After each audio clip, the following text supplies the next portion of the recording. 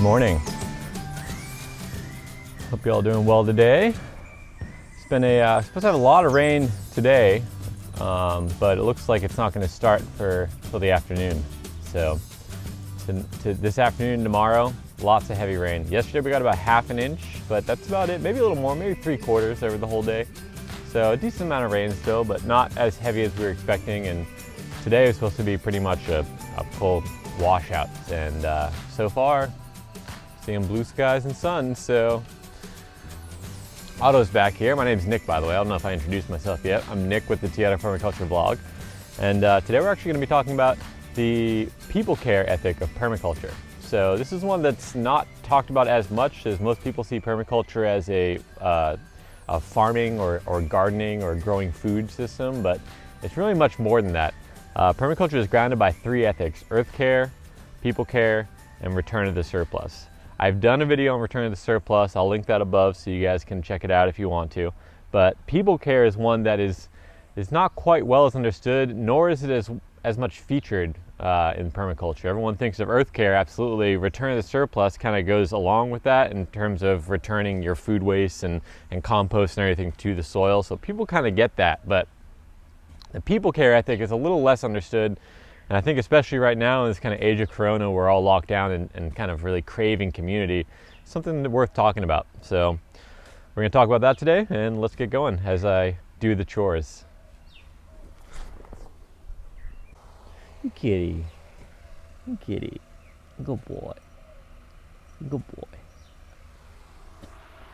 This is Otto, by the way. It's our garden cat. He does a good job at protecting us and very playful out here. Pets have something to do with people care, mainly because pets help us keep us sane. Ooh. Walked right through a big spider web there. So, people care ethic really starts with the self, yourself. Permaculture often kind of touts self-reliance and trying to get to the point where you're kind of reliant on yourself and your landscape and everything for most of your own production, food production, and just general sustenance. But people care in general, if I can't actually do those things, if I'm too worn down, if I'm too tired, if I'm too mentally stressed, if I'm too physically stressed, I'm not going to be able to be my best self, and I'm not going to be able to actually fulfill those roles and fulfill those goals of self-reliance because I'm worn out, I'm tired, I can't do it, you know? So self-care is one that people often really overlook, I find. And I'm a young man, I'm 31, so what do I have, how can I be the person kind of telling everyone about this? But the reality is I've seen a lot of people who they overwork, they overstress, and I personally have gone through that multiple times in my short life. So I can't imagine people who have been living, decades and decades longer than me. I'm sure y'all have experienced this too. But if you don't take care of yourself and you let yourself get worn down, you're not going to be able to help the people you care about, because you're just going to be too stressed and too angry, or you're going to kind of react really strongly anytime someone asks you to do something. I do that when I'm tired and stressed right now, and we're living in an age where we can just stay at home. So I think this pandemic is really an interesting time to talk about people care, because it's a time where we're all secluded. We're all stuck at home. We're having to rely on just the people we're living with and ourselves to kind of entertain ourselves and provide for ourselves.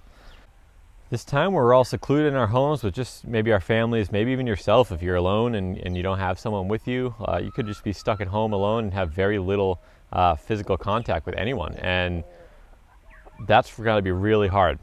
I really feel for those people who don't have that kind of sense of companionship right now during this kind of age of lockdown, stay-at-home orders, because I personally, I'd be having a hard time. I mean, I'm one that can go quite a long time without being around people. I'm okay with doing my own thing, but just thinking about this time right now where we're all so unsure and so uncertain about the future and what's going to happen, and how just knowing, we all know right now that life is going to be different from now on, at least until we can figure out this whole kind of coronavirus thing. But the reality is everyone's just thinking differently now, and everyone's wondering what's next, right? So in that time, it's very easy to just start focusing on what do I do next? What can I do next? But it's okay to take the time to figure out, okay, what do I need? What should I do? I need to heal myself right now. What can I do to help myself get back into the rhythms that I need to be getting into? I don't know about you guys, but at the beginning of this whole coronavirus thing, the first 2 weeks when we were kind of stay at home, I was exhausted. I was, obviously a little bit worried, scared, especially for my community here. We have a lot of at-risk people in my little local community here, my immediate surroundings, and just thinking about my mom right next door. She's up there in age, and thinking about the coronavirus and that potential for spreading it, and that's just trying to kind of starts getting at you, mentally, also physically, for sure. So taking the time, if you're stressed, if you haven't taken a little bit of time during this kind of crisis and lockdown time, and at this point we're starting to reopen things, at least in the United States, I don't know about elsewhere in the world, but taking the time to really recenter yourself, even if it's just a little bit of time in nature, just carve out a little bit of time every day to take care of yourself, because that's self-care. If you can't take care of yourself, you're not going to be able to take care of other people. That's just the reality. If you're so worn out that you're giving your all to other people, at some point you're going to break. And when you break, you're not going to be able to be functional, and you're not going to be able to support those people that need your support. So just really think about that. If you need time, take it. If you need to just relax, if you need to sleep in a day, if you need to decide not to work, like right now, I'm still tired now, and we're kind of past this kind of the main part of this pandemic crisis. But right now, I feel like I'm even more stressed and tired because we're starting to open up, and I don't necessarily know if that's the best idea. I'm not an expert here, so what do I know? But it just seems like we're not quite ready. So thinking about this people care thing, moving on from the self, right? So self-care is in under the people care kind of umbrella. Self-care is number one. You have to maintain your own both bodily, mental, spiritual health, especially during hard times, in order to be able to help anyone else. And that's the beginning of this next part of the people care ethic, the community that surrounds you. So I was just having a conversation the other day with Katie, and it's been an emotional few days here. It has. It's both for me and for Katie. We're just kind of recognizing that things are different, and now it's the beginning of the opening up, and we can start going to the beaches again and start going out into nature a little bit more, and we're really excited to do that. But there's this dichotomy between us. So I'm more of the pretty wary, want to take it easy, take it slow, not jump into going back out there, because I just don't necessarily, I trust people, but I don't trust all people, right? And I don't necessarily trust that everyone's going to be taking the proper precautions to actually make sure everyone is safe. And this goes into the whole people care thing, and let me get to that. I'll try to remember to actually make that point, and if I don't, leave a comment below, and then I'll make sure I get back to it. But we're having this conversation with Katie, and now that we're opening up and people can go to the beach, she wants to get down there and enjoy nature, and I 100% agree that's really important, especially being in nature. Nature is a very healing place. If you can get out into nature safely with social distancing or whatever you need to do during this time or in the future, just getting out to nature, and that's so healing. And I highly recommend that if you're ever in a mental funk, whether it's for your own self-care or for your little community, right? But with Katie and I, she wants to get out and about. I want to stay home. I don't even want to leave. I don't want to leave our little community here, because it's funny how this kind of coronavirus little pandemic basically changes the way I'm thinking. It's really making me wanting to be more self-reliant, when really I need to be more community reliant. I need to focus on that community, because the community needs us right now. Your community needs you right now. If you're watching this when I'm actually publishing it, and in the future too, pretty much that's the nature of humans, right? Humans are a social species. We developed and we have evolved knowing that we're helping each other and we're working with each other to create a world that we can actually live in. I don't have all the skill sets to do everything, so I need to focus on what I can do, and then trust in my community to do the rest, so that we can come together and live as a whole. But that's going into the whole self-reliance thing. But back to this point about Katie wanting to go down and me wanting to stay home, we got to find a balance, because I have to take into consideration her health, I also need to take into consideration the health of my community, and I also have to take into consideration my mental health and my own health. So trying to find our balance during this time has been difficult for me. I'm sure for Katie as well, but for me, talking about just myself, because I'd rather just stay up in our little mountain kind of home getaway, interact with our little community up here. I think we have about 6 to 10 people that we interact with on a regular basis, but we are all we have a little bit of a community agreement of, okay, we're going to make sure we're following all the protocols when we are out and about. We're home, we're going to make sure we sanitize everything, and we're going to be able to interact with each other still during this time, like a family unit, basically. That's what we have here. It's basically our family unit. If you have a big family, I'm sure you guys are not wearing masks and everything around them. That's the same with us here. So I'm really, in my mind, I want to be taking into account all that community when I'm making my decisions. And that's a decision for me to go out and about, and a decision for me and Katie to go out and about is made somewhat harder because I want to make sure that I'm also considering the people around me. I want to make sure I'm caring for those people in my community. Otto is just always a little distraction with Otto here, but Otto has been kind of a lifesaver for us during this lockdown time because he's a fun cat. We cuddle with him. We find ourselves kind of talking to him all the time, so he's been really useful for us. But back to this going out thing. It's hard for me. It's hard for me to get started.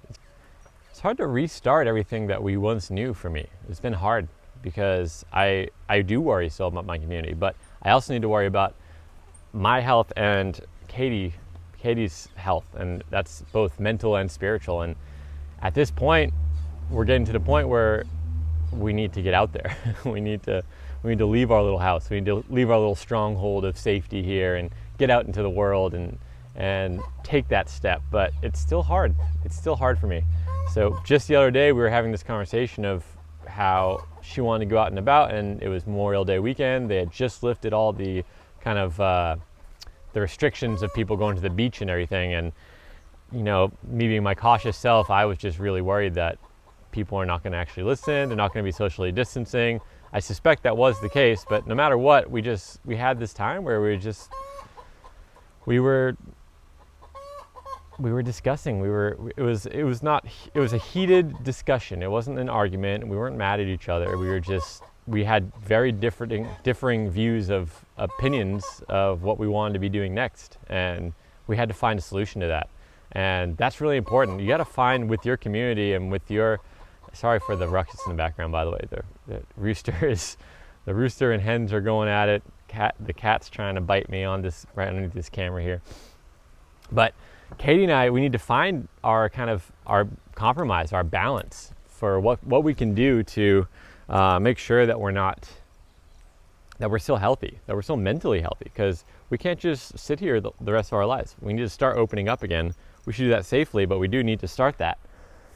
And so to start, we basically agreed that we'd go to the river. Instead of going down to the beach where we thought a lot of people would be congregating, we went to the river. So we drove up, we borrowed my mom's car, and we drove up to the local river right up the road here.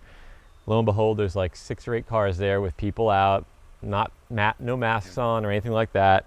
So that triggers me, of course. I'm like, oh, nope, not doing that then. So Katie asked, can we just keep driving? And I was like, yeah, sure. So we keep driving, and we end up coming across another, I kind of knew where there was another river, and I just needed to make sure I could find it, right? But we come across another one, get down to the bridge, not a soul there. And so we parked along the side of the road, and we walked down into the river and had our own little moment of pure bliss, reconnecting with nature, being out of the house, cooling off for the first time in weeks, truly, by like bathing in cold water. And it did wonders to both of our mental health. Like just being there, when we left there, it was just night and day in terms of us being able to do that. So if you are one of those people out there who are scared to start going back out again, I hear you. I'm there with you. I'm that person. I'm scared. I'm scared because I don't want to hurt my community. I want to care for the people around me and really make that a priority for my life. And it's hard for me to want to risk going out there. But there's ways to do it, guys. There's ways to do it safely. And the reality is we just have to. We have to keep living. Hi. What? What?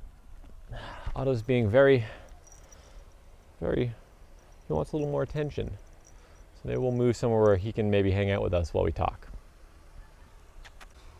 So Katie and I had our little time out, right? And then, of course, the next conversation we had was, what about our community? That's not our immediate community, our kind of our family unit. You know, what's next? How can we interact with them in a way that's safe? So just the other day, we had two of our friends who had just gone through a 14-day quarantine because he had just arrived to the island, and there's a rule that if you come to Puerto Rico from somewhere in the States, you have to do a 14-day stay-at-home kind of quarantine before you can then start interacting. So he came here from grad school, and he's here for the summer, and they just stayed at home for 14 days. And so we know they're fairly safe, and of course they had to go out to get groceries and everything. So yeah, they immediately had to re-expose themselves carefully, right? But they had to go out there. So when thinking about having other people over and thinking about having people hanging out with us, we have to also think about our community, right? We have to think about the people care aspect of our own community when we're interacting with others. And that's, I think, what's lacking right now in the world in terms of this whole coronavirus pandemic is some people are, I'm not saying all people, right? But when people are too focused on their own individual rights of, oh, I don't want to wear a mask, so I'm not going to. What you're saying is you don't want to protect the community around you. You're not saying that, you're showing that in an action. Because a mask isn't necessarily to protect you, it's to protect others around you. So wearing a mask, if you're wearing a mask out in public, especially during these times, you're saying, I want to protect all of you. I am participating in this community by wearing a mask to make sure that everyone stays safe, or at least remains as safe as possible while we try to start opening up this economy and this government and our regular livelihoods to start earning income again for many families. We want to be able to do that, but in order to do that and stay safe, we're wearing a mask. And you're showing the world, I'm doing this for you by wearing a mask, right? So that's kind of slightly off tangent, but a point I really wanted to make there. But back to the story about having friends over, Katie expressed to me that she was really missing her friends. She was really missing interacting with people our own age. And I don't blame her. I was too, for sure, but I think my capacity for being alone or just being with my little group of people is a little bit higher than hers, and that's just from our own life experiences and who we are as a personality. So I'm perfectly fine with staying at home for weeks on end without seeing anyone. That's okay with me. That's definitely been tested during this time of coronavirus, but that is still my reality, I think. But Katie wants a little bit more interaction. I understand that, and I 100% support it, and I hear it, and it's completely valid. And so we were trying to find a way to do that while at the same time being able to protect our community. So what we ended up doing is actually right here in our backyard, Katie and I sat up here with this chair and another lawn chair, and then our friends came over, and they came through that gate, and then we had two chairs. You can see them down there. We had two chairs set up down there. That's a good 10, 12 feet of distance between us. So we did not feel the need to wear a mask while we were talking, so we could actually see each other's full faces and full lips moving while we were talking, just like those regular things that you would see on a regular basis. And we just hung out. We just talked. There was a little bit of a distance between us, but we were able to do that. And it's about respecting the community. Sure, we could have them come over and just hang out inside and be normal and pretend everything's fine. And the reality is, I'm about 98% sure that they do not have coronavirus. So we should be just fine interacting with them normally. We're also we're young, fit humans. Like Katie and I, we're both in our young 30s. They're in their young 30s, late 20s, I think. And we're a very healthy demographic here. So we don't have much to worry about in terms of the coronavirus. Yeah, it is actually hitting a lot of young people, the studies are showing now, but the reality is we are all young, quite fit, healthy people. It's unlikely, low percentage, I think, at least in what my understanding, that we would actually be really affected by the coronavirus. But it's not about us. It's about our community.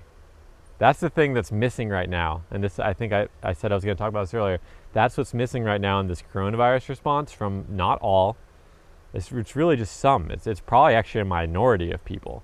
So I'm not trying to sit here and try to be really political about this whole coronavirus thing, because that's the point. It's not political. This is about people. This is about our communities, and it's about making sure we respect our communities enough to take the necessary precautions to actually help keep them safe. And that's what's missing right now from this coronavirus response from a lot of people. Again, not all. I never claim to know all these things. I'm posturing what I'm seeing. And what I'm seeing is that if the ethic of people care, the permaculture ethic of people care, were adopted and were more well followed by the community at large throughout the world, we wouldn't have this issue. Look at some of those cities where, immediately they put in these sanctions or these kind of limitations during this coronavirus to make sure the spread didn't happen. And they have, I think, 6-7 deaths in a country. I think there's a country out there, Taiwan maybe, or that city, I don't know. There's somewhere out there that has like 6 or 7 deaths this whole time, and it's just because they responded, because they wanted to make sure their community was okay. That is the way we need to all be thinking. Because here's the thing, guys, this is not going to be the last pandemic. We're probably going to have more and more as the world starts to really change radically with climate change and things just start shifting. There's going to be more and more of this, especially in our age of complete kind of global connectedness. And I can get from here to the other side of the world in a matter of a day, maybe a day and a half, taking a couple flights, right? But really considering your community around you and even the people you don't know. Even the people you don't know. It doesn't matter if you don't know them. It's caring for the people around you, caring for the communities, your greater communities surrounding you. Because you have of course your family unit, and then you have your kind of smaller friend community, right? But then you have kind of your regional community, your town, your township, or your village, wherever you live, right? And then you have slightly bigger, maybe it's your county or your state, and then maybe it's even bigger, maybe it's your whole country. People care applies to all those. So really learning how to care for those people and take that ethic seriously of the actions I am doing are going to affect others, and therefore I want to make sure that I'm taking any precautions and I'm taking the necessary steps to make sure I'm protecting them. And not just protecting. So right now I've been talking a lot about this coronavirus because it's fresh on my mind. It's up here, and like for my own self-care, I'm putting this out there because I need to talk about this.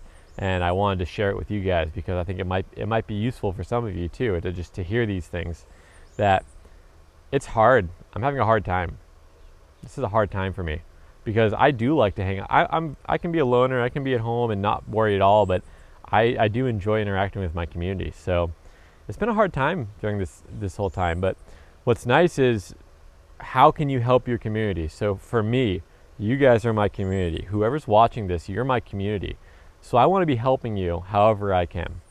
And so right now I can't go out and interact. And if I can't go out and say, I'm not currently doing this, but say I were at the point where I was out here and actually doing workshops and teaching people, right? It's not really appropriate right now to do that. But what is appropriate is I'm sitting in my backyard in my own garden talking to you guys. I can do that. I can share the knowledge of how I'm growing my own food and how I'm moving towards self-reliance by using permaculture principles in my backyard to help you guys do the same exact thing. So my goal here is this people care for you guys. I want you guys to be able to use the information that I have back here, and I want you to share that information. Share this page, share these videos with your community if it's useful for them. Maybe it's not me. Maybe you don't want to share my information in my content. That's perfectly fine with me. If you got something out of this and you're learning and you can just take that idea and share it with your community, great. But getting that knowledge out there, because the reality is I don't know everything. I think that's a pretty obvious statement. I mean, I think most people would be pretty accepting of that about themselves as well, but maybe not. But I don't know everything, so I need to trust in my community to be able to know the things I don't know. And I need to respect those people who are not quite like me, I need to respect my mom. Obviously I'm going to respect my mom, but she's had a lifetime of experience and she's gone through kind of major things like this before. So I need to hear her side of the story. I also need to hear the side of the story of Rio up the hill, who's 20 something years old and is just and Sophia up the hill, 18, just turned 18 this week, and her whole graduation cycle and her whole final semester or final trimester or whatever it is in high school is completely canceled because of this whole coronavirus pandemic. And she's having a rough time because she can't interact with her communities and she can't be with her people, and I'm not really talking for her. Maybe she's fine, that's just fine, but we're all having a hard time right now, and really caring for the people around us and making sure we can keep them happy and healthy and safe, and finding the ways to do that, finding the ways to actually interact with the community so that you can have that sense of community during these times. Very, very important, and something that I think we're not really focusing on. And we're trying to open up the economies to get people back into making money, and I'm all about that. We need to start that again if you're in a place that has closed down. If you're somewhere where it's been open the whole time and you're fine, that's great. I'm glad for it. I'm happy for you. But if you're like most of us right now, we've been stuck at home. We're not making income. I'm not making any income right now.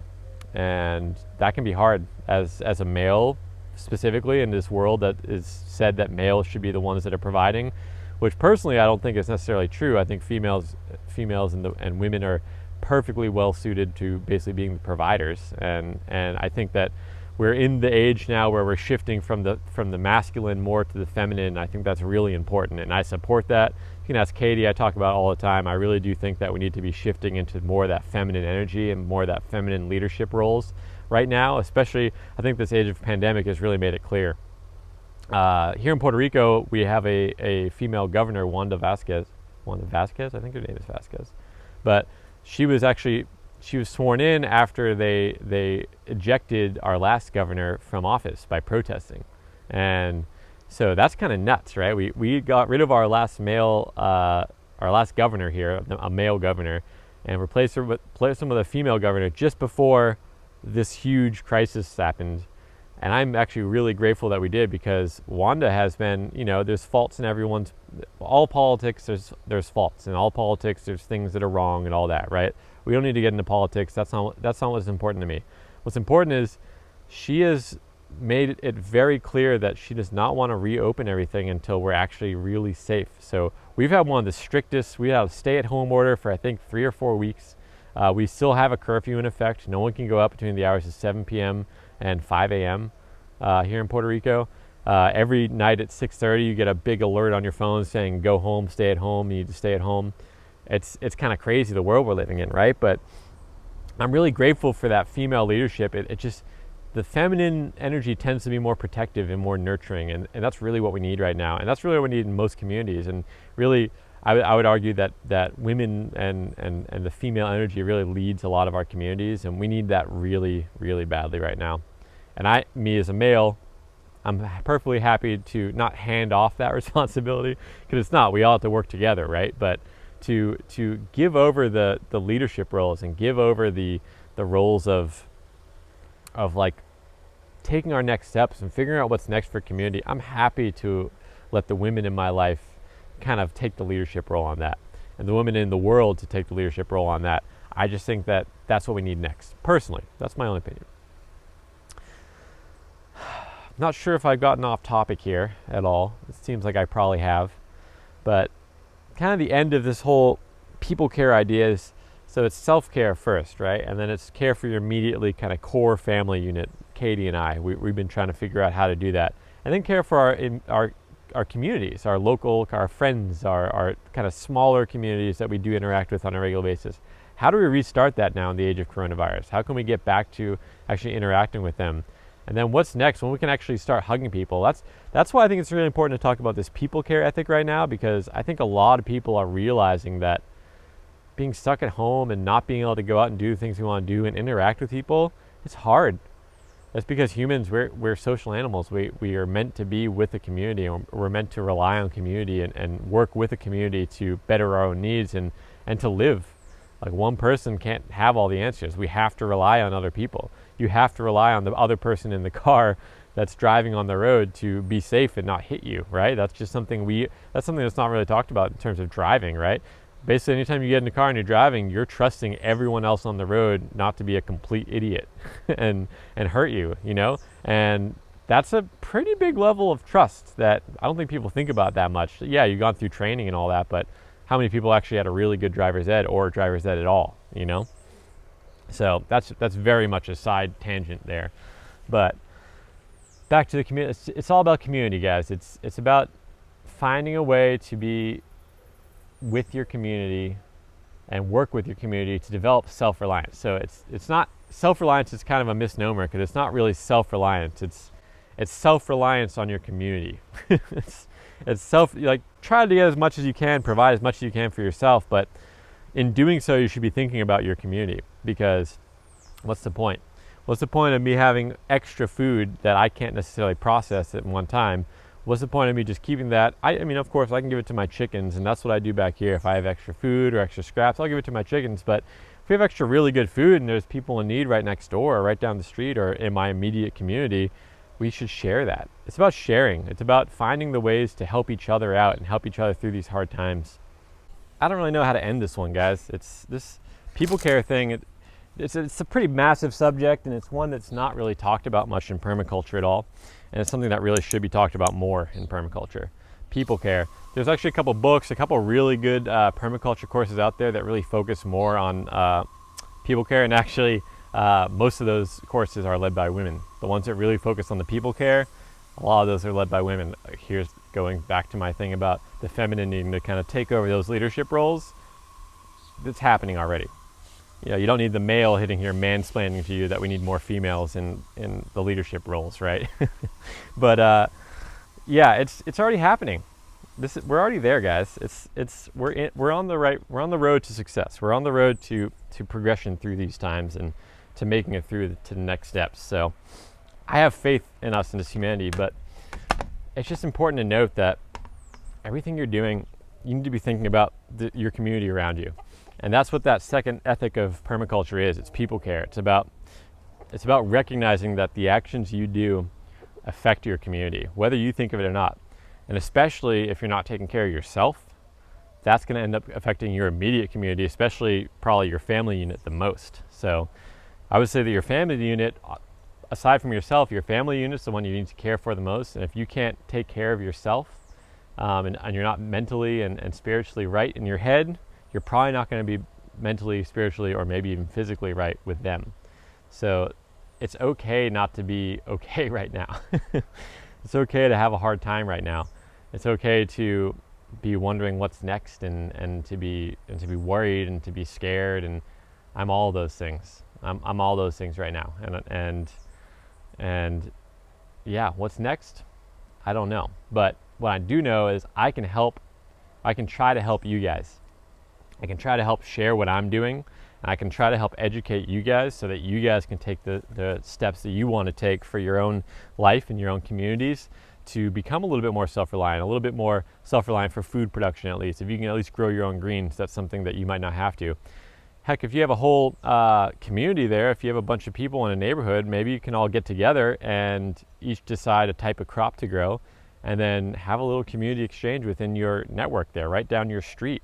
If some of y'all have a better property for, say, growing berries up in the temperate climate, if you have a little bit more, part shade, a little bit of sun, but underneath a bunch of trees, and another person has a big clear area where they can do big main crop kind of growing, why don't you guys kind of partner up and say, hey, I'll help you on your farm, on your little property, do the major harvests and the major kind of work for prepping beds and all that, and you help me with my harvest and all my major work, and you just make that trade, and then all of a sudden you guys are that much closer to food self-reliance because you're helping each other, right?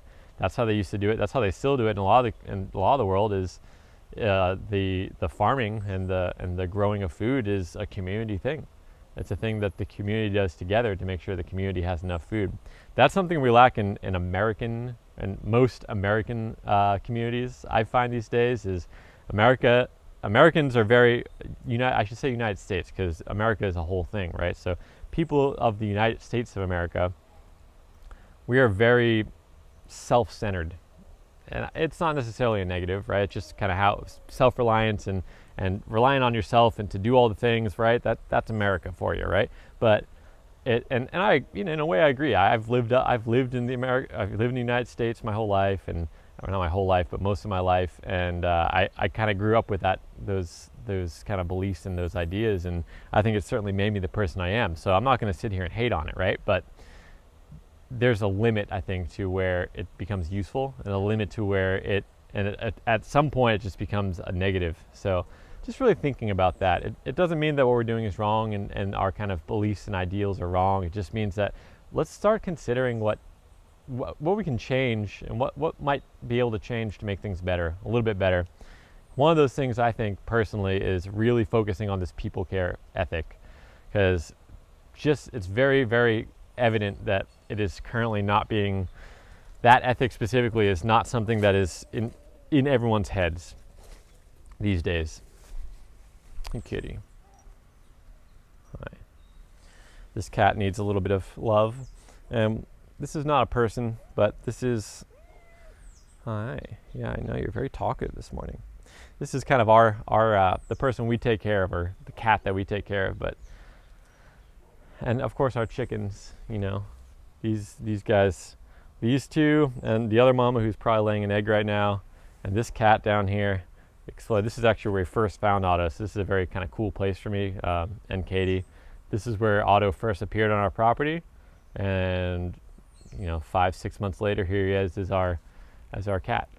So he just showed up one day as a stray and started meowing, and we fed him, and then he stayed, and now we have a cat. So that doesn't necessarily have to do with people, but the pets certainly do help my own self-care, my own mental self-care. Being able to have a cat and chickens to hang out with, that helps me.